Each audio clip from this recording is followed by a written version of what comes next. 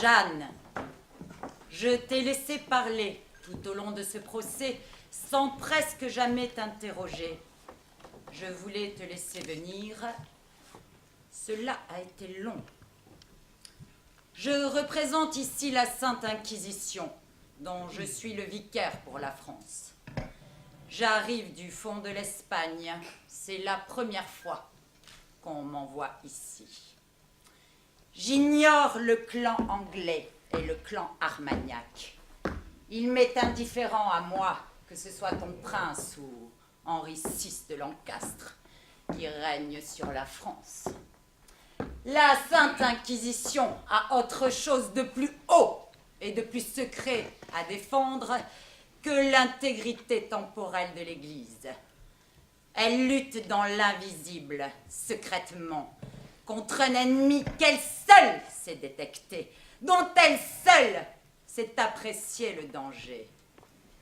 Et son ennemi n'est pas le diable que messire promoteurs voient partout, non. Son ennemi, son seul ennemi. Tu viens de prononcer son nom.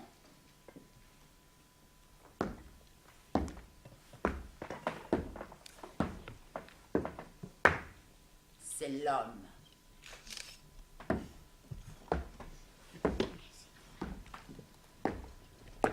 Debout, Jeanne, et réponds. C'est moi, maintenant, qui t'interroge. Tu es chrétienne? Oui, messire. Les émissaires que nous avons envoyés dans ton village ont tous recueilli le même bruit. Tu étais une petite fille très pieuse. Quelquefois, tu te faufilais dans l'église et tu y restais seule, longtemps, à genoux, sans même prier, regardant le vitrail devant toi. Oui, messire, j'étais bien. Tu soignais les petits enfants pauvres, les malades, sans le dire. Plus tard, à la première rencontre à laquelle tu as participé, tu t'es jeté au milieu des blessés. Je ne pouvais pas voir couler le sang français. Pas seulement le sang français. Une brute qui avait capturé 2 Anglais dans une escarmouche devant Orléans en a battu un qui n'avançait pas assez vite. Tu t'es jeté de ton cheval, en larmes, la tête de l'homme sur tes genoux. Tu l'as consolé et aidé à mourir, essuyant le sang de sa bouche. Vous savez cela, messire? La Sainte Inquisition sait tout, Jeanne. Elle a pesé le poids de ta tendresse avant de m'envoyer te juger. Messire inquisiteur, je suis ravie de vous entendre rappeler tous ces faits qui jusqu'à présent avaient été passés sous silence. Oui, tout ce que nous savons de Jeanne depuis sa petite enfance n'est que gentillesse, humilité, charité chrétienne. Silence, frère l'advenu! C'est moi maintenant qui interroge.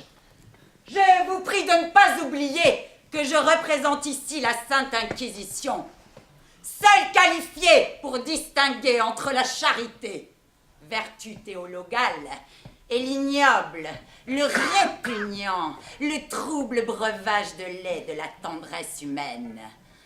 Ah, mes maîtres, comme vous êtes prompt à vous attendrir, que l'accusé soit une petite fille avec 2 grands yeux clairs bien ouverts sur vous, dessous de bon cœur et d'ingénuité, et vous voilà prêt à l'absoudre, bouleversé. Les bons défenseurs de la foi que voilà. Je vois que la Sainte Inquisition a du pain sur la planche pour que la forêt reste saine. Notre Seigneur Jésus a aimé de cet amour-là, messire. Il a dit, laissez venir à moi les petits enfants. Il a mis la main sur la femme adultère et lui a dit, va en paix. Silence, frère l'advenu, vous dis-je, ou il faudra aussi que je m'occupe de votre cas.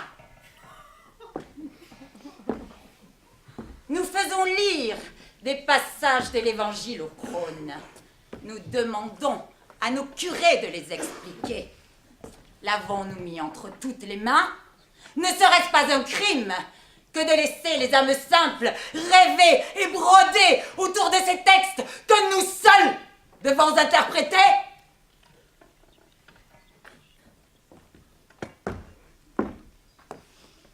Seigneur évêque, en vertu de votre pouvoir discrétionnaire de président de ces débats, je vous demande de vous priver pour aujourd'hui de la collaboration de votre jeune assesseur.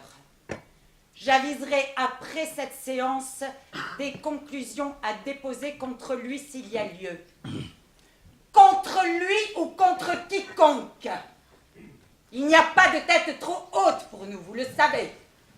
Je déposerai contre moi-même si Dieu me laissait m'égarer.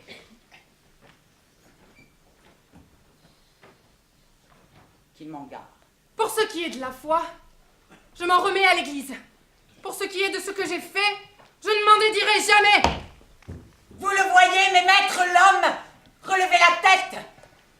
Vous comprenez maintenant qui vous jugez? J'aimerais bien qu'il ne s'agisse que du diable. Le diable est notre allié.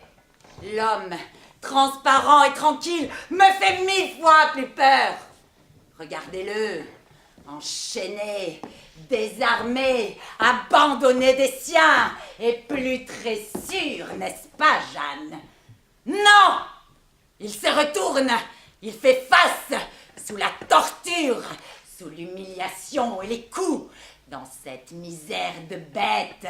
Sur la litière humide de son cachot, il relève la tête vers cette image invaincue de lui-même qui est son seul vrai Dieu. Voilà ce que je crains. Et il répond. Répète, Jeanne. Tu meurs d'envie de le redire.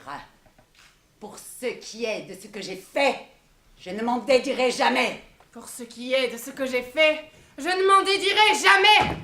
Les entendez-vous, les mots qu'ils ont tous dit sur les bûchers, les échafauds, au fond des chambres de torture, à chaque fois que nous avons pu nous saisir d'eux? Les mots qu'ils rediront encore pendant des siècles, avec la même impudence, car la chasse à l'homme ne sera jamais fermée, simplement parce qu'il dira non, sans baisser les yeux. L'insolente race!